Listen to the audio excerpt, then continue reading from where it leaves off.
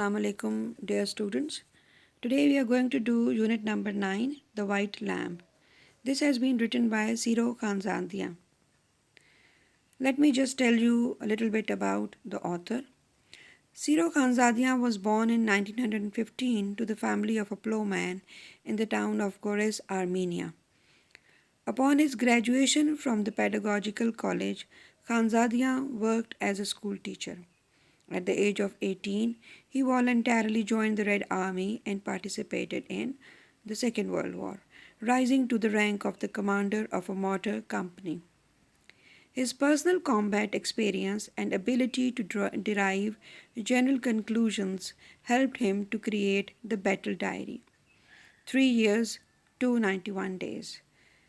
This was a novel and it was written in 1972. It was one of the most prominent works in the Soviet military fiction literature at the time. In 1950, he published his first novel dedicated to the defense of Leningrad. Siro Khanzadia writes about Armenian history too. He died in 1998. I would first of all go through the summary of the lesson and then we'll go to the rest of the details. The White Lamb, written by Siro Khanzadia, is a story of an old gardener, Navasad, and his son Arshak. When the story begins, we see Navasad working in an orchard with his fellows. He is told by one of his fellows that his son is back. Navasad is elated to hear this news as he had not seen his son for the last 10 years. We are then told that the old gardener had no relatives left. He had no children of his own. His wife had died long time back. Arshak was his brother's son, whom he had adopted at the death of his brother and his wife. He had brought up this child as his own son. He had taken great care of him in his childhood, carrying him on his shoulders when he could not walk, providing him all the necessities of life within his domain. He even sold his valuables to send Arshak for higher education in Moscow. He is so excited and happy to hear about his son's arrival to the village that he prepares for his reception. Knowing that his son loved fruit, he picks up the ripest watermelon and figs to serve him. He also plans to slaughter the lamb. He sweeps the house, borrows a white tablecloth from his neighbor, cleans the skewers for shashlik, and burns the fire. He keeps on waiting for his son. He then gets the news from different people, seeing his son visiting the farm office and the chairman's house. The wait of Navasad turns fruitless as his son leaves the village without meeting him, thus leaving the old man disappointed, sad, and weary. Now I would like to discuss the elements of the story. Every good story has got certain elements. I'll discuss them one by one. Setting. The setting of the story is a small village of Armenia. The events of the story unfold in this town. Every story has characters. And in this story, there are two main characters of this story. One is the old gardener, Navasad, and the other is his son, Arshak. We come across only Navasad and hear about Arshak from Navasad and the village folk. We do not get a chance to directly encounter this character. So the two prominent characters in the story, we see one of him, that is Navasad. He reveals his thoughts, his feelings to us, but we hear of Arshak from different people, from the village people, from Navasad, but we don't see him in the story. Then comes the point of view. It means that from a certain aspect or from certain perspective which the story is written. It can be the author's point of view, where you can feel that the author is speaking through the characters. Sometimes it's the character himself who is speaking to you. So in this story, the author uses the omniscient or third person point of view. Now, omniscient or third person point of view is a point of view where the author takes advantage of his position and he speaks through the character. It's the story is most of the time written in the third person. That is, the character's thoughts and his their feelings and their like emotions, they can be expressed and they can be seen or visualized by the author. So that is how you see that when the author refers to the characters as he or she, so it's a third person in which he is writing the story. So that is called the omniscient or the third person view. That is, omniscient is when he knows everything, when he knows all. If one character is speaking, he can just talk about himself only. He cannot see through the other character's mind or other character's heart. But a third person point of view gives an advantage to the viewer to go into the heart and mind of other characters as well, and to represent their feelings as well. So that is how you see that this story, it has got the third person or omniscient point of view. And the story, it is, we can very clearly see, it is told from the perspective of a third person who is not the character of the story but who has the ability to read the mind of other characters, as I've just explained it to you. Then the tone of the story is somber, that is serious, because it is dealing with a serious theme. The theme, which is again a very important thing of the story, because from the theme you come to know what the author is trying to teach you. Is it some lesson that he is teaching you?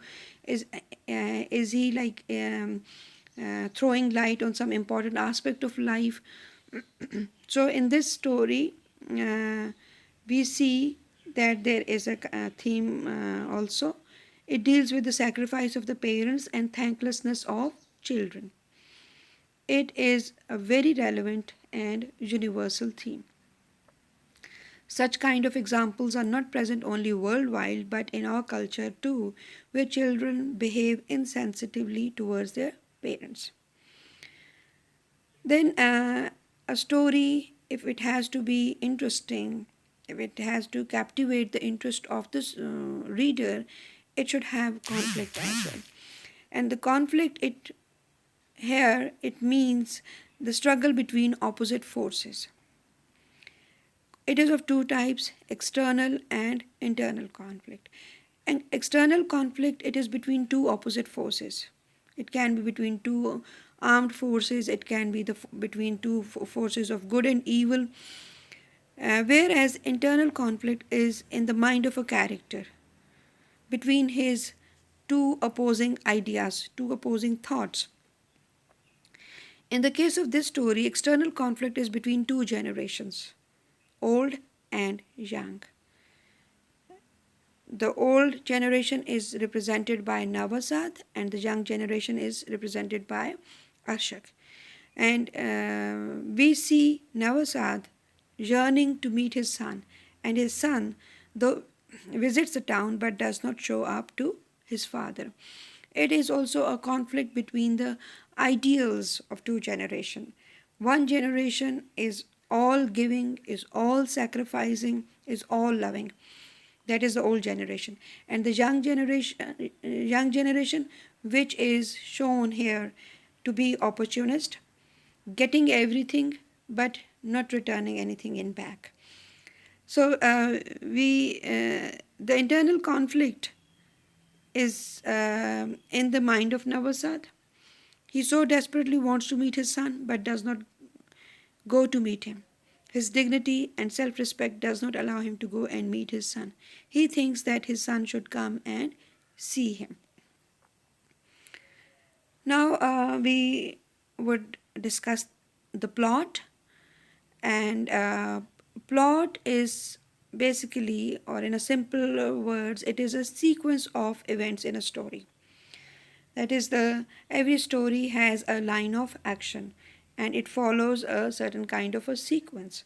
So plot here in this story has also got a certain kind of a sequence, As you can see here in this uh, picture, or you can say the diagram that I've made here, you can see that the plot, it starts from exposition, then it moves on to the rising action, then the climax, then it moves on to the falling action, and finally the final stage is resolution or denouement. So exposition, it means introduction to the characters and setting.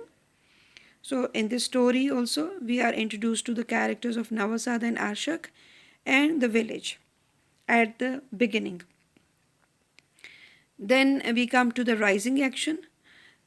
In the rising actions section, the story, it develops. We are told through recollection of memories of Navasad that who was Arshak and what had Navasad done for him. Moreover, we come to know that he is visiting the village after 10 years and the old man is eagerly waiting to see him. So these details are given to us in the rising action. Then we move on to the climax. It is the highest point in the story, or it is the, you can say, the turning point of the story as well. In the story, we see Navasad excitedly preparing for the arrival of his son. We are also anticipating the reunion of both father and son, and then suddenly we come to know that he has left the village without meeting his father. So that is the climatic point, the turning point of the story. Because up till now there is a certain kind of a momentum being built up. We are told about the details in the rising action of the story, that how what is the relation between Navasad and Arshak, and why has Arshak come here, and Navasad is being told by his neighbors and everybody in the village that Arshak is here, and he is so excited and he's preparing for the arrival of his son. So a momentum is being built up. But when we reach to the climax of the story, we are told suddenly we also want to see Arshak. We also want to see how father and son are going to meet and how they're going to be happy. But suddenly then we are told that Arshak has left the town. So from here onwards, the falling action will start taking place. That is from where the story is now going to move towards a conclusion. So the falling action, where the story starts to move towards conclusion, the events, they start moving on a fast track. We see Navasad disappointed and dejected, his eyes sunken and his back stooped. So all of a sudden, when he is told that his son has left, so all the energy that was there in his body, all the excitement that he was feeling, it all of a sudden leaves his body and he becomes tired. He looks tired and his back, it all of a sudden stoops, showing that he is despair. So finally we move to the concluding part of the story. The old man starts back to the orchard, back to his routine with the white lamb gamboling after him. Nothing has changed for him. The expectation of meeting his son is turned into nothing, making him look more old. So the ending of the story is, it tells us that all the wishes and desires of Navasad, they have turned into nothing. He's back to his routine, or probably you can say that he has come to terms with the bitter reality that his son has become insensitive, has become materialistic, has no love for his father. So he's come to terms with reality, he's accepted this thing. Now we move on to the reading comprehension section. These are the questions that are given at the end of the chapter, the exercise. So the first question, what arrangements were made by Navasad for the coming home of Arshak? Navasad was so happy and excited to meet his son after a long time that he plucked the ripest of watermelons and figs from the orchard. He swept the floor of the house clean and borrowed a white tablecloth from his neighbor. He lit a fire, cleaned the skewers for shashlik, and was even ready to slaughter his lamb for his son. Second question, why was Navasad so excited at the arrival of his son? Navasad was very excited and elated to know that his son had arrived in the village. He had not seen his son for the last 10 years, who worked in the city and was an important official. Like a typical father, he thought that he had come to see his father. The third question: describe the plight of Navasad after the departure of Arshak without meeting him. Navasad felt as if the roof had come down on his head. He walked unsteadily like an old man, his eyes sunken with despair and his back stooped. What is the central idea of the story, The White Lamb? Is this theme relevant to our culture? The central idea of the story is the sacrifice of parents and thanklessness of children. In this story, Navasad brought up Arshak as his own when his own parents had died and he was left as an orphan. He looked after him throughout his childhood, taking good care of him and providing him with all his needs. He even sold his valuables to send Arshak for higher studies in the city. In return, Arshak settled in the city after completing his education and did not come to see him for 10 long years. Even now, when he visits the village, he comes officially and does not have time to meet his old father. This story is relevant to our culture as we see such kind of thankless children who do not look after their parents in their old age. Question number 5. Write down the plot of the story The White Lamb. For this answer, I think you should go back to the slide titled Elements of Plot. You'll get the answer of this question in that slide. Question number 6. Is there any conflict in the story, The White Lamb? If yes, how is it resolved? Conflict is of two types, external and internal. External conflict in this story is between two generations, old and young. Navasad is a representative of old age and Arshak is of young generation. Both generations differ in their value system.